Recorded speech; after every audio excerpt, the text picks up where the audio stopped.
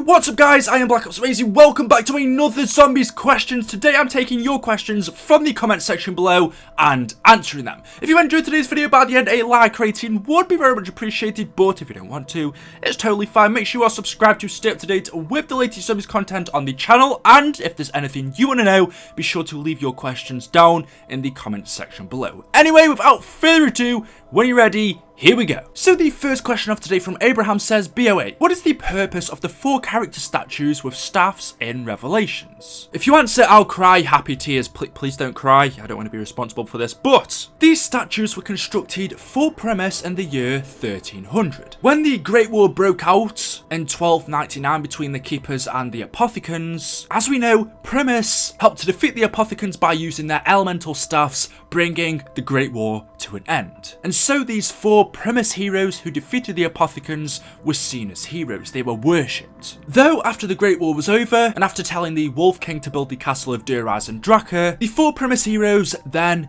disappeared from history, never to be seen again. But to honour not only them, but also the fallen soldiers of the Great War, in northern France a tomb was constructed. And within this tomb, the 4 statues of Primus were built to symbolise hope that one day, if a great evil was ever to fall upon mankind again, they would return. So hopefully that answers your question. And then obviously 600 years later, in 1917, Group 935 uncovered these tombs, they opened the main chamber, and within it they found these statues untouched. They had been buried down here for centuries. So that is the story of the Primus statues. And then obviously the staffs were built by Dr. Maxis. These are replicas of the originals that Primus used. And we can put them in the original statue holders because they fit. They are exact replicas of the originals. So as you would imagine, they'd fit just like the original staffs were supposed to. So there we go. The next question from Seth says, what is the story behind the gateworms in Shadows of Evil? Well, whilst doing the rituals in Shadows of Evil and we sacrifice each person,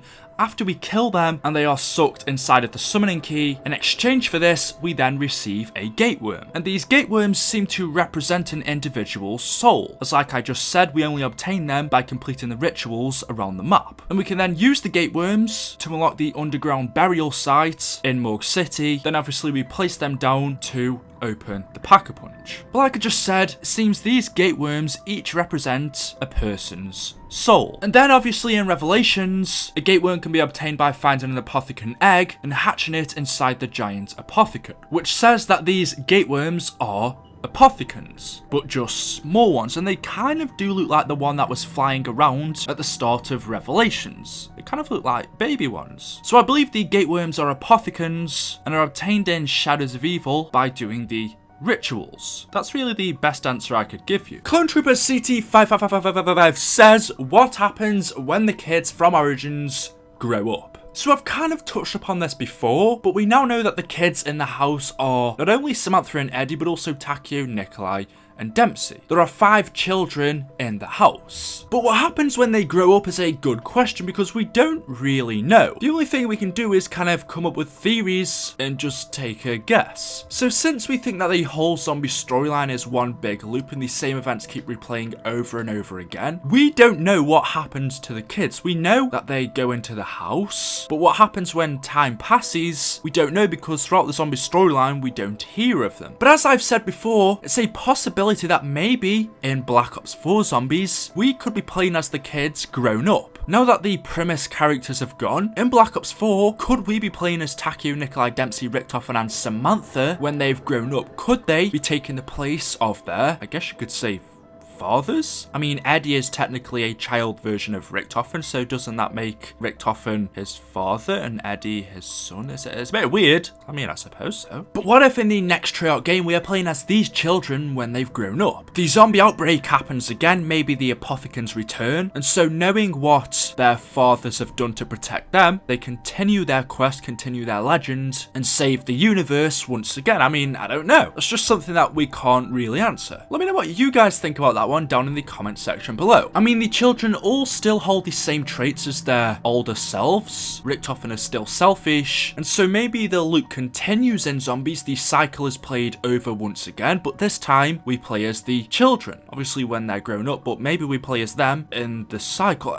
I honestly don't know. Anyway, moving on. The next question from Mr. Toontown Rewritten. I almost had a lisp. He says, who made the VR11? Now, this is one of the few wonder weapons that we really don't know much about. The VR11 is a very unique weapon, as when a zombie is hit by it, one of the VR11's beams will turn it into a human, and the human that is created will then be chased around by the other zombies, so it's kind of like a distraction. He will scream and run away from the zombies, heading towards the closest body of water and attempting to use the shortest route possible, eventually freezing himself to death. And as we know, we also use the VR11 for the Easter egg, but that's pretty much all we know about it. Obviously, you can only get it in Call of the Dead, and the Pack-a-Punch name for this is the VR11 Lazarus, or Lazarus. I'm not sure how you pronounce it. But Lazarus, at least in biblical terms, was introduced as a follower of Jesus. He lived in the town of Bethany near Jerusalem, and he identified as the brother of the sisters Mary and Martha. The name Lazarus is derived from Hebrew and means God has helped. And I suppose that kind of explains how this wonder weapon works. I suppose you could say God has helped by reversing this situation, by turning this zombie, this monster, back into a human. And also actually doing more research on this, I've just put in Lazarus zombies to see if it has any relation to Black Ops 3 or COD, but it doesn't. But actually quite a few more things come up to do with the Bible, and actually it says Lazarus, the man Jesus Christ brought back from the dead, may have been patient zero in the zombie apocalypse. But even with that first part, it says that Jesus brought Lazarus back from the dead, and that's exactly what this wonder weapon's doing. It is bringing people back from the dead. These zombies technically are dead. They're called the undead, but they are people that have died, being killed. And this wonder weapon brings them back from the dead. Lazarus was brought back from the dead. So that's actually really interesting. Now, of course, we still don't know who created this wonder weapon. We know, since it's in Call of the Dead, you could possibly say maybe it was created by Harvey Yuna, since we know he created the other wonder weapon in Call of the Dead, which is the Scavenger, but that isn't mentioned anywhere in the Cororium, so we don't know who created it. We really don't know anything other than what I've just told you about the VR11. Savage Money says, why in Black Ops 1 are the rooms different to what we see in Black Ops 3? So why are the Black Ops 3 remakes different to the original maps? And we can clearly see that they are quite different. There are big, noticeable changes in the Black Ops 3 remakes compared to the originals. Now again, I can't exactly remember if I've answered this before. I may have touched upon it. I've done so many questions videos now that I'm beginning to lose track of what you guys have been asking me, and also we are coming to the end of this series. I've pretty much answered as many questions as I can, to the point as where we're getting these same ones over and over again. So I'm going to just try and release this series once a week now, maybe twice, up until World War II Zombies, in which then we'll stop. So keep leaving your questions in the comment section below. But getting back to this one, why are the rooms in Black Ops 3 or the remakes different to Black Ops 1? So although we don't exactly know, it wasn't really explained to us or given to us, it doesn't mention it in the Canorium, and someone even asked Jason Blundell in an interview,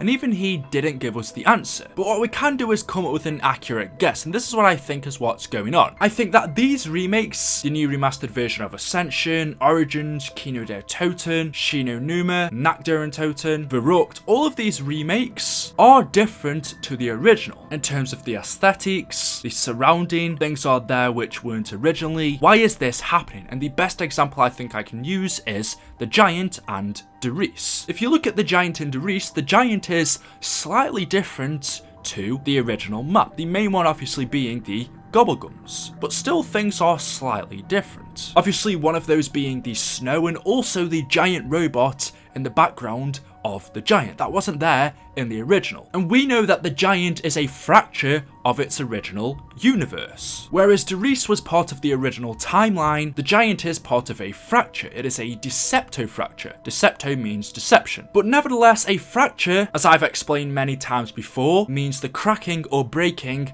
of an object or material. So it's kind of like the original timeline is broken, it is cracked, a part of it is fallen away, and that is what the giant is. It still has bits of the original timeline included in it, but because it's broken away from that, because it's shattered, it's ruptured, some things in it are slightly different. So the reason why the giant is different to the Reese is because it's a fracture. And that, I believe, is the same for the Black Ops 3 maps. The reason why the new remastered version of Ascension is different to the original Ascension is because it is a fracture.